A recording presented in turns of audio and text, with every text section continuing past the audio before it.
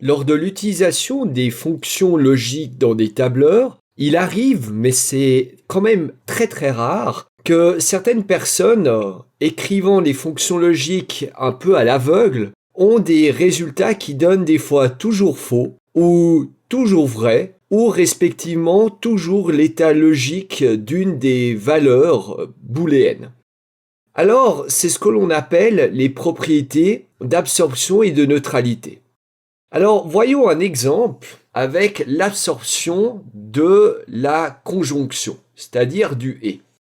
Effectivement, si vous avez une fonction logique dans Excel qui contient un et, avec différents calculs qui renvoient vrai, ou vrai, ou vrai, ou faux, vrai, eh bien, de par la propriété et la construction de la conjonction, si une seule des valeurs logiques est à faux, l'ensemble est toujours à faux. C'est ce qu'on appelle l'absorption du et. Donc il arrive très rarement, peut-être une fois tous les 2 ans, quand j'interviens dans les entreprises, que les gens me disent « je comprends pas, mon calcul se fait jamais ». Et c'est parce qu'on se rend compte que finalement, il y a toujours au moins une valeur qui est à faux, ou simplement il y a un des paramètres du test logique qui est toujours à faux. Donc finalement, c'est jamais le calcul attendu qui ressort. Ensuite, nous avons également ce que l'on appelle l'absorption du ou. Effectivement, si on écrit ou de vrai, puis ensuite de faux, de faux, de faux, de vrai, enfin bref, qu'on continue comme ça longtemps, il suffit de savoir, et c'est assez logique lorsque nous avons étudié la table de vérité de la disjonction et de la conjonction, qu'il suffit dans l'ensemble des tests logiques qu'un seul des paramètres soit à vrai pour que l'ensemble soit à vrai. Comme vous pouvez le voir, ici ça vaut vrai. Si j'enlève le vrai qui traîne, ça vaut vrai. Bref, nous avons ici un cas où l'ensemble vaut vrai car il suffit qu'un seul des éléments vaille vrai. Ensuite, nous avons le concept de neutralité de la conjonction. C'est-à-dire que si vous avez un et avec un faux et un vrai, et une contrainte qui est qu'un des deux éléments est toujours à vrai, eh bien le résultat sera toujours égal au premier paramètre. Donc supposez que le deuxième ici est toujours à vrai. Si on fait entrer, on obtient faux. Et ici, si je fais vrai, j'obtiens vrai. Donc comme vous pouvez le voir, l'ensemble prend comme valeur la valeur du premier élément. C'est ce qu'on appelle la neutralité du et. Alors pourquoi je présente ceci? Parce que des fois, je vois chez des clients des fonctions logiques utilisant le et, dont l'un des deux paramètres est toujours à vrai.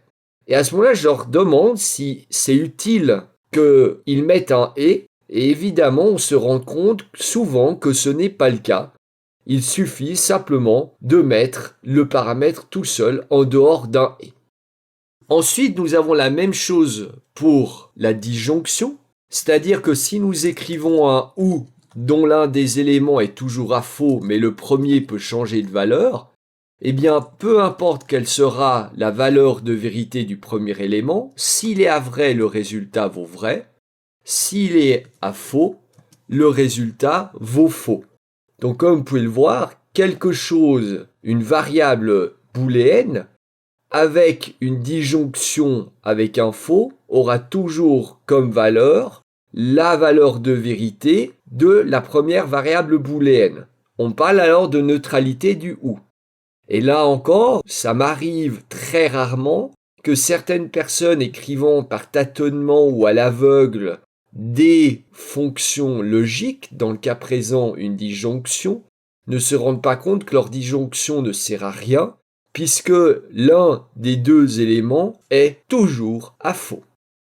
Donc voilà ce que l'on appelle les propriétés de neutralité et absorption. Alors vous me poserez la question, est-ce que c'est grave de faire faux comme cela lorsqu'on est dans une entreprise? Non, c'est pas grave. C'est juste que, par contre, si un chef reprend un fichier d'un de ses employés qui disait à l'embauche maîtriser Excel et qu'il voit quelque chose comme cela, il peut finalement se dire que son employé ne maîtrise pas les bases de la logique naïve.